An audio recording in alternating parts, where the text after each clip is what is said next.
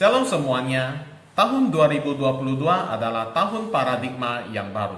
Saya percaya tema yang diberikan Tuhan melalui gembala sidang kita ini memiliki maksud di mana Tuhan rindu mengubah pola pikir dan cara pandang kita dalam mengikuti Dia. Satu hal yang saya rindu sampaikan pada hari ini adalah mengikuti Yesus secara religius versus spiritual. Saya akan mengambil contoh ahli-ahli Taurat dan orang Farisi. Ahli-ahli Taurat dan orang Farisi dikenal sebagai orang yang sangat keras dan sangat serius dalam mengikuti Taurat Tuhan. Namun mereka juga dikenal sebagai orang yang munafik. Seperti di dalam Matius 23 ayat 3b sampai ayat 7 dikatakan bahwa mereka mengajarkan Taurat Tuhan tetapi mereka sendiri tidak melakukannya. Bahkan pekerjaan yang mereka lakukan hanya dimaksud supaya dilihat orang. Mereka suka menerima penghormatan dan suka dipanggil rabi. Mereka hanya mengikuti apa yang tertulis di dalam hukum Taurat, tetapi tidak mengerti apa yang menjadi nilai-nilai yang terkandung di dalam hukum Taurat tersebut, yaitu yang Tuhan kehendaki bukanlah tata cara ataupun persembahan, tetapi Tuhan melihat hati.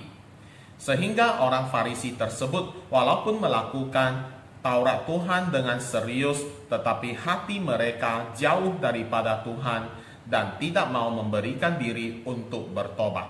Walaupun demikian, ada juga ayat firman Tuhan yang berisi pujian dari Tuhan Yesus kepada ahli Taurat dan orang Farisi. Seperti yang tertulis di dalam Matius 5 ayat 20. Yesus berkata, "Maka aku berkata kepadamu, jika hidup keagamaanmu tidak lebih benar daripada hidup keagamaan ahli-ahli Taurat dan orang-orang Farisi, sesungguhnya kamu tidak akan masuk ke dalam kerajaan sorga." Loh, kenapa begitu sih? Untuk membahas ini, mari kita kembali ke judul renungan kita hari ini, yaitu religius versus spiritual. Nah, apa sih perbedaannya? Religius berbicara tentang sesuatu yang dapat dilihat oleh mata, seperti tata cara, peraturan tertulis, kewajiban. Tetapi spiritual berbicara tentang apa yang ada di dalam kita dan hubungan kita dengan Tuhan. Maka dengan jelas dari cerita di atas, ahli Taurat dan orang Farisi mengikuti Tuhan hanya secara religius dan tidak ada spiritualnya. Tetapi ingat, Matius 5 ayat 20 tadi, Tuhan Yesus mengingatkan bahwa hidup keagamaan kita juga harus benar. Artinya, religius itu juga penting. Bentuk religius di dalam gereja kita, misalnya adanya persembahan perpuluhan, persembahan sulung, dan persembahan lainnya. Adanya pelajaran KOM 100 sampai KOM 400. Setiap hari Minggu ada ibadah dan lain sebagainya. Tetapi spirituallah yang jauh lebih penting, yaitu kehidupan kita dan hubungan kita dengan Tuhan. Oleh karena itu, dengan memiliki spiritual, maka kegiatan doa dan ibadah yang kita ikuti bukan lagi rutinitas ataupun kewajiban, tetapi ada kerinduan kita untuk mengalami hadirat Tuhan. Dengan spiritual, persembahan yang kita berikan bukan lagi suatu beban, tetapi dalam persembahan kita mengandung rasa cinta kita kepada Tuhan.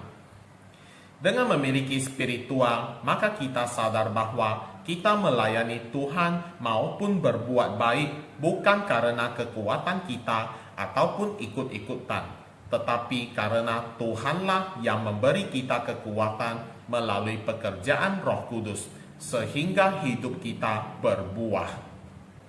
Dengan memiliki spiritual, maka kita bukan lagi berkata tidak boleh berbuat dosa, tetapi dari hati dan pikiran kita akan berkata, saya tidak mau berbuat dosa, karena Allah selalu menyertai saya.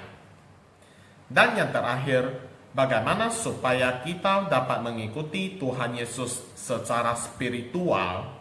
yaitu kita harus membangun hubungan yang intim dengan Tuhan melalui doa, pujian, penyembahan, membaca, merenungkan, dan melakukan firman Tuhan, serta minta pertolongan kepada Roh Kudus supaya kita dipenuhi Roh Kudus senantiasa. Mari kita melakukan ini dengan setia dan konsisten sampai Tuhan Yesus datang menjemput kita. Tuhan Yesus memberkati.